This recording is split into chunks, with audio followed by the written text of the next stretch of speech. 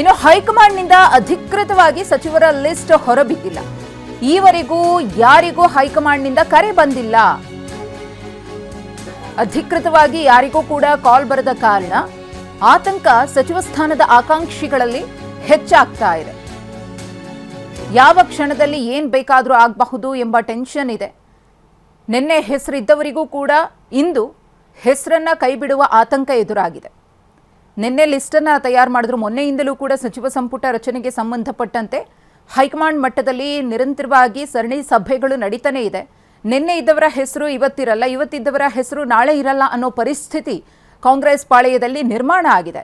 ನಿನ್ನೆ ಫೈನಲೈಸ್ ಆಗಿರುವಂತಹ ಪಟ್ಟಿಯಲ್ಲಿ ಇರುವವರು ಇವತ್ತು ಸಚಿವ ಸ್ಥಾನವನ್ನು ಕಳೆದುಕೊಳ್ಳುವಂತಹ ಭೀತಿಯನ್ನ ಕೂಡ ಎದುರಿಸುತ್ತಿದ್ದಾರೆ ಅನ್ನೋದು ಗೊತ್ತಾಗ್ತಾ ಇರುವಂತಹ ವಿಚಾರ. ಬೆಳಗ್ಗೆ 11ಕ್ಕೆ ನೂತನ ಸಚಿವರ ಪಟ್ಟಿ ಪ್ರಕಟಿಸಲಿದ್ದಾರೆ. ದೇವನಹಳ್ಳಿಯಲ್ಲಿ ಮಾಜಿ ಸಚಿವ ಎಚ್.ಕೆ. ಪಾಟೀಲ್ ಅವರ ಹೇಳಿಕೆ ಇದು. ಇನ್ನೇನು ಕೆಲವೇ ಹೊತ್ತಿನಲ್ಲಿ ನೂತನ ಸಚಿವರ ಪಟ್ಟಿ ಪ್ರಕಟ ಆಗುತ್ತೆ.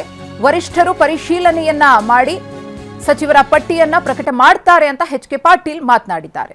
has made a elaborate exercise and they have taken some decision. Perhaps it is not yet made known.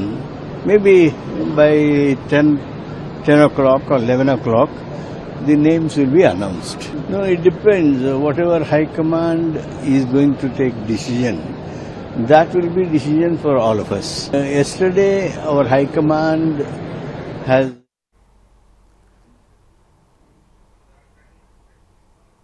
ಈ ಕುರಿತು ಮತ್ತಷ್ಟು ಮಾಹಿತಿಯನ್ನು ಕೊಡೋದಕ್ಕೆ ನಮ್ಮ ಪ್ರತಿನಿಧಿ ಪ್ರಸನ್ನ ಇದೀಗ ನೇರ ಸಂಪರ್ಕದಲ್ಲಿದ್ದಾರೆ. ಪ್ರಸನ್ನ, ಎಚ್.ಕೆ. ಪಾಟೀಲ್ ಅವರು ಹೇಳ್ತಾ ಇದ್ರು ಒಂದು 11 ಗಂಟೆ ಸುಮಾರಿಗೆ ಸಚಿವರ ಪಟ್ಟಿ ರಿಲೀಸ್ ಆಗಬಹುದು ಅಂತ ಹೇಳಿ. ಎಲ್ಲರೂ ಕೂಡ ಅದೇ ನಿರೀಕ್ಷೆಯನ್ನ ಇಟ್ಟುಕೊಂಡು ಕಾಯ್ತಿದ್ದಾರೆ. ಸ್ಪಷ್ಟ ಚಿತ್ರಣ ಸಿಗಬಹುದಾ 12 ಗಂಟೆ ಒಳಗಡೆ ಪ್ರಸನ್ನ ಹೈಕಮಾಂಡ್ನಿಂದ? ಮಧುಶ್ರೀ, ಹೈಕಮಾಂಡ್ನಿಂದ ಅಧಿಕೃತವಾಗಿ ಲೋಕಭವನಕ್ಕೆ ಒಂದು ಪಟ್ಟಿ ರವಾನೆ ಆಗೋ ತನಕವೂ ಕೂಡ ಅಥವಾ ಮಾಧ್ಯಮಗಳಿಗೆ ಬಿಡುಗಡೆ ಆಗೋ ತನಕವೂ ಕೂಡ ಯಾವುದೂ ಕೂಡ ನಿಶ್ಚಿತ ಅಲ್ಲ ಅನ್ನುವಂಥ ರೀತಿಯ ವಾತಾವರಣ ಸದ್ಯಕ್ಕಂತೂ ಕಂಡು ಬರ್ತಾ ಇದೆ. ಇದು ಕೇವಲ 1-2 ತಾಸಿನ ಕಸರತ್ತಾಗಿರಲ್ಲ. ಕಳೆದ 48 ಗಂಟೆಗಳಿಂದ ನಿರಂತರವಾಗಿ ಕಾಂಗ್ರೆಸ್ನ ಹೈಕಮಾಂಡ್, ಕಾಂಗ್ರೆಸ್ನ ನಾಯಕರು ಪಟ್ಟಿಯನ್ನು ಫೈನಲ್ ಮಾಡೋ ಕೆಲಸದಲ್ಲಿ ತೊಡಗಿದ್ದಾರೆ, ಅದರಲ್ಲಿ ತಲ್ಲೀನರಾಗಿದ್ದಾರೆ. ಡಿ.ಕೆ. ಶಿವಕುಮಾರ್ ಅವರಿಗೂ ಕೂಡ ತಾವು ಪ್ರಮಾಣ ವಚನವನ್ನು ತೆಗೆದುಕೊಳ್ಳುವಂಥದ್ದು ಎಷ್ಟು ಮುಖ್ಯನೋ ತಮ್ಮ ತಂಡದ ಹೆಸರುಗಳನ್ನ ಫೈನಲ್ ಮಾಡ್ಕೊಳ್ಳೋದು ಕೂಡ ಅಷ್ಟೇ ಮುಖ್ಯ ಆಗುತ್ತೆ. ಇದೇ ಕಾರಣಕ್ಕೋಸ್ಕರ ಡಿ.ಕೆ. ಶಿವಕುಮಾರ್ ಅವರ ಜೊತೆಗೂ ಕೂಡ ಹೈಕಮಾಂಡ್ನ ನಾಯಕರು ಪದೇ ಪದೇ ಸಂಪರ್ಕಿಸುವಂತ ಕೆಲಸವನ್ನ ಮಾಡ್ತಾ ಇದ್ದಾರೆ. ಇನ್ನುಳಿದಂತೆ ಉಪಮುಖ್ಯಮಂತ್ರಿ ಸ್ಥಾನದ ವಿಚಾರದಲ್ಲಿ ಒಂದು ದೊಡ್ಡ ಚರ್ಚೆ ನಡೆದು ಹೋಗಿತ್ತು. ಹೆಚ್ಚುವರಿ ಉಪಮುಖ್ಯಮಂತ್ರಿಗಳನ್ನ ನೇಮಕ ಮಾಡಬೇಕು ಅಂತೇಳಿ ಸಿದ್ದರಾಮಯ್ಯನವರು ತಮ್ಮ ಅಭಿಪ್ರಾಯವನ್ನ ಮಂಡಿಸಿದ್ರು. 3-4 ಮಂದಿ ಡಿಸಿಎಂಗಳ ಸ್ಥಾನವನ್ನ ಕೊಟ್ರೆ ಅದು ಸೂಕ್ತ ಅನ್ನುವಂತ ರೀತಿಯ ಅಭಿಪ್ರಾಯ ಸಿದ್ದರಾಮಯ್ಯನವರಿಂದ ಕೂಡ ವ್ಯಕ್ತವಾಗಿತ್ತು. ಆದ್ರೆ ಹೈಕಮಾಂಡ್ ಆಗಲಿ ಡಿ.ಕೆ. ಶಿವಕುಮಾರ್ ಅವರಲ್ಲಿ ಅದಕ್ಕೆ ಹೆಚ್ಚು ಒಲವನ್ನ ತೋರಿಸಿಲ್ಲ. ಹೈಕಮಾಂಡ್ನ ನಾಯಕರು ಈಗ ಅಂತಿಮ ಮಾಡಿರುವಂತದ್ದು ಬಹುತೇಕ ಪರಮೇಶ್ವರ್ ಅವರಿಗೆ ಮಾತ್ರ.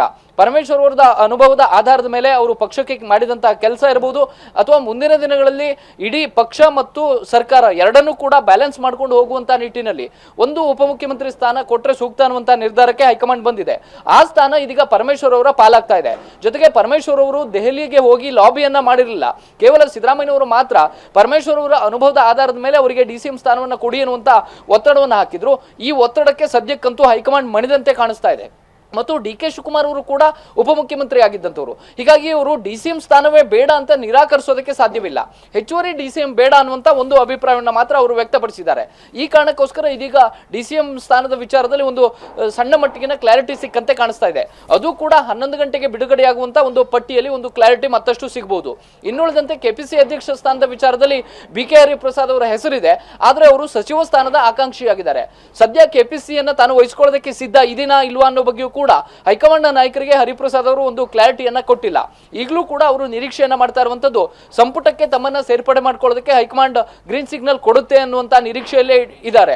ಈ ಕಾರಣಕ್ಕೋಸ್ಕರ ಬಿ.ಕೆ. ಹರಿಪ್ರಸಾದ್ ಇನ್ನುಳಿದಂತ ನಾಯಕರು ಕೂಡ ಕಾಯ್ತಾ ಇರುವಂತದ್ದು ಅಧಿಕೃತವಾದಂತಹ ಪಟ್ಟಿ ಬರಲಿ ಅಂತ ಹೇಳಿ. ಇನ್ನುಳಿದಂತೆ ಕೆಲವೊಂದಿಷ್ಟು ಮಂದಿ ಹಿರಿಯ ನಾಯಕರಿಗೆ ತೀವ್ರವಾದಂತಹ ಬೇಸರ ಆಗಿದೆ. ಅದು ಮೊದಲ ಪಟ್ಟಿಯಲ್ಲಿ ತಮ್ಮ ಹೆಸರು ಇಲ್ವೇನೋ ಅನ್ನುವಂತ ಕಾರಣಕ್ಕೋಸ್ಕರ ಈ ಹಿಂದೆ ಸಿದ್ದರಾಮಯ್ಯನವರ ಸಂಪುಟದಲ್ಲಿ ಕೇವಲ 8 ಮಂದಿಗೆ ಅವಕಾಶವನ್ನು ಕೊಟ್ಟಿದ್ರು. ಅವತ್ತು ಕೂಡ ಮೊದಲ ಪಟ್ಟಿಯಲ್ಲಿ ತಮ್ಮ ಹೆಸರಿಲ್ಲ ಬಂದಿಲ್ಲ ಅಂತೇಳಿ ಬಹಳಷ್ಟು ಮಂದಿ ಬೇಸರವನ್ನು ವ್ಯಕ್ತಪಡಿಸಿದ್ರು. ಈಗಲೂ ಕೂಡ ಅದೇ ರಿಪೀಟ್ ಆಗ್ತಾ ಇದೆ. ಈಗ ಇರುವಂತಹ 14-15 ಮಂದಿಯ ಪಟ್ಟಿಯಲ್ಲೂ ಕೂಡ ತಮ್ಮ ಹೆಸರಿಲ್ಲ ಅಂತಂದ್ರೆ ಅದು ಸಚಿವ ಸ್ಥಾನದಿಂದ ಕೈ ಬಿಡುವಂತಹ ಮುನ್ಸೂಚನೆ ಅನ್ನುವಂತ ರೀತಿಯ ವಾತಾವರಣ ಇದೆ.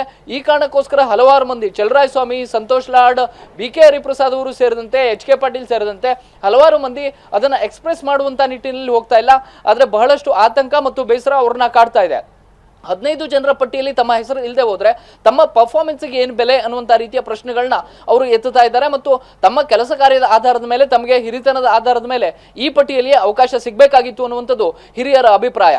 ಈ ಎಲ್ಲವನ್ನ ಗಮನಿಸಿದ್ರೆ ಕಾಂಗ್ರೆಸ್ನ ನಾಯಕರು ಒಂದಂತೂ ರಿಲ್ಯಾಕ್ಸ್ ಆಗಿ ಅಂತೂ ಇಲ್ಲ. DK ಶಿವಕುಮಾರ್ ಅವರ ಪದಗ್ರಹಣಕ್ಕೆ ಇನ್ನು ಕೆಲವೇ ಗಂಟೆಗಳಿದ್ದಾವೆ.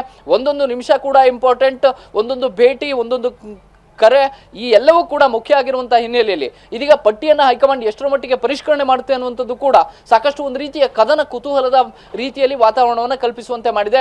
ಜೊತೆಗೆ ಕೊನೆಯ ಹಂತದಲ್ಲಿ ತಮಗೆ ಕರೆ ಬರಬಹುದು ಅನ್ನುವಂಥ ನಿರೀಕ್ಷೆಯನ್ನು ಹಲವಾರು ಮಂದಿ ಇಟ್ಕೊಂಡಿದ್ದಾರೆ. ಮುನಿಯಪ್ಪ ಮತ್ತು ರೂಪಕಲಾ ಶಶಿಧರ್ ಇಬ್ಬರಲ್ಲಿ ಒಬ್ಬರಿಗೆ ಕರೆ ಬರಬಹುದು ಅಂತ ಹೇಳಲಾಗ್ತಾ ಇದೆ. ಆದ್ರೆ ರೂಪಕಲಾ ಶಶಿಧರ್ ಅವರಿಗೆ ಇನ್ನೂ ಕೂಡ ಅಧಿಕೃತವಂತ ಮಾಹಿತಿ ಬಂದಿಲ್ಲ. ಹೀಗಾಗಿ ತಮಗೆ ಒಲಿಬೇಕಂತ ಸಚಿವ ಸ್ಥಾನ ತಮ್ಮ ತಂದೆಯ ಪಾಲಾಗುತ್ತಾ ಅನ್ನುವಂತ ಒಂದು ಪ್ರಶ್ನೆ ಕೂಡ ಅವರಲ್ಲಿ ಮನೆ ಮಾಡಿದೆ. ಈ ರೀತಿಯ ವಾತಾವರಣ ಸದ್ಯಕ್ಕಂತೂ ಕಾಂಗ್ರೆಸ್ ಅಲ್ಲಿ ಕಂಡು ಬರ್ತಾ ಇದೆ. ಮಧುಶ್ರೀ, ಧನ್ಯವಾದ ಪ್ರಸನ್ನ ತಮ್ಮ ಮಾಹಿತಿಗಾಗಿ.